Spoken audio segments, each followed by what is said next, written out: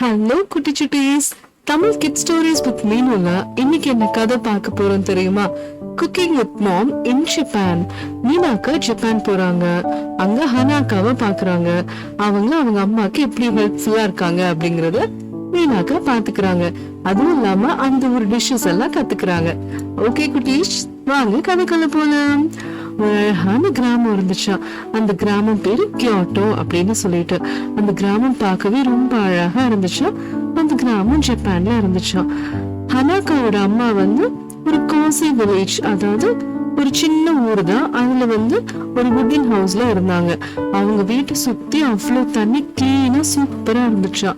ஹனாவோட அம்மாக்கும் சரி அண்ணாக்கும் சரி இயற்கையோட வாழ்றதுன்னு ரொம்ப பிடிக்குமா.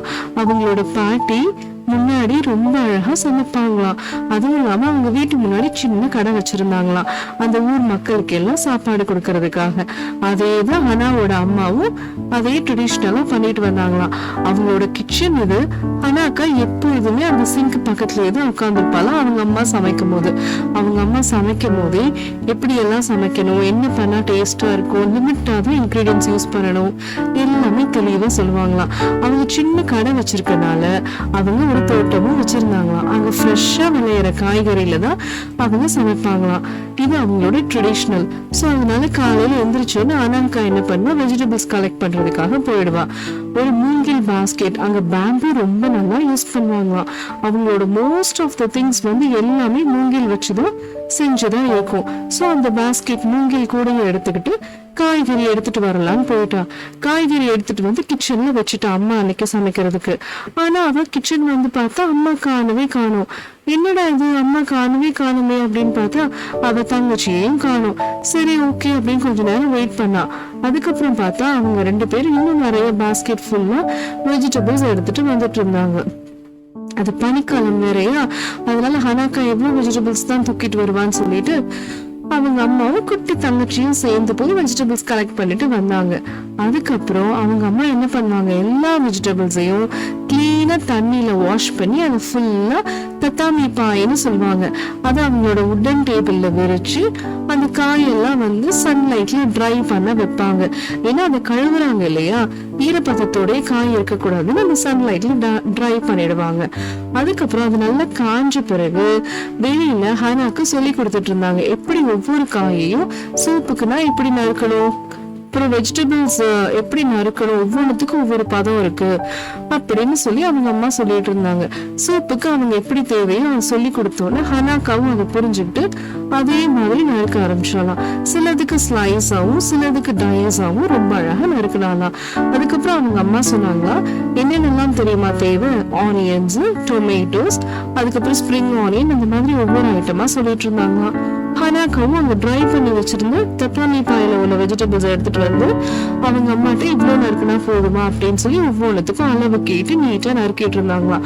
அதுக்கப்புறம் மீசோ சூப், அது வின்டர் டைம் வேற இல்லையா, அதனால மீசோ சூப் அந்த ஹெல்த் ட்ரிங்க் மாதிரியும் கூட. அதை சாப்பிட்டா த்ரோட்டு, கோல்டு இன்ஃபெக்ஷன் இந்த மாதிரிலாம் எதுவுமே வராதுங்கிறதுக்காக அவங்க அம்மா மீசோ சூப்பும் வச்சுட்டு இருந்தாங்களாம். எப்படி செய்யணுங்கிறத அனாக்காக்கும் சொல்லி கொடுத்துட்டு இருந்தாங்க. அதுக்கப்புறம் ஈவினிங் டைம்ல என்ன ஹாட்டா வேணும் இல்லையா, தெம்புரா, அதே மாதிரி ஆக்டோபஸ் பஜ்ஜி, அந்த மாதிரி சொல்லிட்டு நிறைய டிஃப்ரெண்டா சாலட்ஸ் எல்லாமே அவங்க அம்மா பண்ணாங்களாம். இதை ஹனாக்கா டேஸ்ட் பண்ணியும் பார்த்தாலாம். அவங்க கடை வச்சிருக்கனாலேன்னு இல்ல, மோஸ்ட் ஆஃப் த வீக்ல வில்லேஜா இருக்க ஜப்பான்ல எல்லாம் கிச்சன் வெளியில தான் இருக்கும்.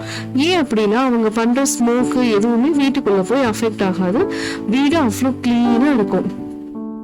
எல்லாம் சமைச்சு முடிச்சாச்சு, நைட் ஆயிடுச்சு. உடனே அவங்க ரெண்டு பேரும் சாப்பிட்டு பார்த்தாங்க, சூப்பரா இருந்துச்சு அப்படின்னு சொல்லி ரொம்ப என்ஜாயபிளா. அவங்க அம்மா சொன்னாங்க, சமைக்கிறதுக்கு அன்பு ரொம்ப முக்கியம், நம்ம ஒவ்வொரு காயையும் பதம் பார்த்து நறுக்கி அவ்வளவு டேஸ்டா பண்ணலாம் அப்படின்னு சொல்லி அவங்க அம்மா அவளுக்கு சொல்லி கொடுத்துட்டு இருந்தாங்க. அதே மாதிரி அடுத்த நாள் காலையில ரொட்டீனா அவங்களோட வேலை ஆச்சு. ஹனாக்காவும் கொஞ்சம் சின்ன பொண்ணுல இருந்து பெரிய பொண்ணா வளர ஆரம்பிச்சாங்க. வீட்டோட விஷயங்கள் எல்லாமே ஹனாக்காக்கும் தெரிய ஆரம்பிச்சிருச்சு. டெய்லி அவங்க அம்மாக்கு ஹெல்ப் பண்ணிக்கிட்டே இருந்தாங்க. நம்மளும் நம்ம அம்மாக்கு ஹெல்ப் பண்ணணும் இல்லையா? சோ அம்மா மட்டுமே சமைக்கணுமா இல்ல, அம்மா நமக்காக தான் கஷ்டப்படுறாங்க. சோ அம்மாவை நம்ம பத்திரமா பாத்துக்கணும்னு ஹனாக்கா புரிஞ்சுக்கிட்டு அம்மாக்கு கொஞ்சம் வேலைகள் மட்டுமே தர ஆரம்பிச்சாங்க. அதுக்கப்புறம் 2 பேரும் சிரிச்சு பேசுவாங்க. அந்த டைமை ரொம்ப வேல்யூபிளா ஸ்பெண்ட் பண்ணுவாங்க. சமைக்கிறது மட்டும் இல்லாம அவங்களோட ட்ரெடிஷ்னல்ஸ், அவங்களோட பாட்டியோட கதை, பாட்டி என்னென்ன டிஷ் எல்லாம் பண்ணாங்க, கிமிச்சி இன்னும் ரொம்ப நல்லா இருக்கும், ராமன் சூப்பரா இருக்கும் அப்படின்னு சொல்லி ஒவ்வொன்னா அவங்க அம்மாவும் ஹனாக்காக்கு சொல்லிட்டே இருந்தாங்க. ஹனாக்கா அவங்க அம்மா ஹெல்ப் இல்லாமலே சூப்பரா சமைக்கிற மாதிரி அளவுக்கு ஹைட்டா வளர்ந்துட்டாங்க. அவங்க அம்மாக்கு ரொம்ப சந்தோஷமா இருந்துச்சு. ஆஹா, நம்ம பொண்ணு ரொம்ப நல்லா வளர்த்திருப்போம் அப்படின்னு சொல்லிட்டு. ஹனாக்காவும் அவங்க சின்ன வயசு மெமரிஸ் எல்லாம் அப்பா கூட நம்ம கூட ஹெல்ப் பண்ணுவாங்கல்லம்மா அப்படின்னு சொல்லி அவங்க அம்மா கிட்ட சின்ன வயசு மெமரிஸ் எல்லாம் ஷேர் பண்ணி ஜாலியா பேசிட்டு இருந்தாங்க. அம்மாக்கும் ரொம்ப வயசாயிடுச்சு. ஹனாக்கா சொன்னா, அம்மா நீங்க என்ன சின்ன வயசுல இருந்து ரொம்ப கஷ்டப்பட்டு வளர்த்தீங்கம்மா. என் கூட எப்போதுமே நீங்க சந்தோஷமா ஜாலியா இருக்கணும். இந்த மாதிரி எனக்கு நிறைய நல்ல விஷயங்கள் எப்போதுமே என் கூட இருந்து சொல்லி கொடுக்கணுமா அப்படின்னு சொல்லி அவங்க அம்மாவை டைட்டா ஹக் பண்ணிக்கிட்டாங்க. அந்த வீடே ரொம்ப சந்தோஷமாவும் அமைதியாகவும் நேச்சர் ஃபில்டா இருக்கிறனால எந்த பொல்யூஷனும் இல்லாம ஹாரன் சவுண்ட்ஸ் இல்லாம ரொம்ப நிம்மதியா அவங்க வாழ்க்கையை வாழ்ந்தாங்களாம். இதுல இருந்து என்ன தெரியுது குட்டீஸ்? நம்மளும் நம்ம அம்மாவை பொக்கிஷம் மாதிரி பாதுகாத்து பாத்துக்கணும். நம்ம அம்மாக்கள் நமக்கு நல்லதுதான் சொல்லுவாங்க இல்லையா? மேஜிக்கல் ஹாட் பாட் எப்படி இருந்துச்சு? சூப்பரா இருந்துச்சு.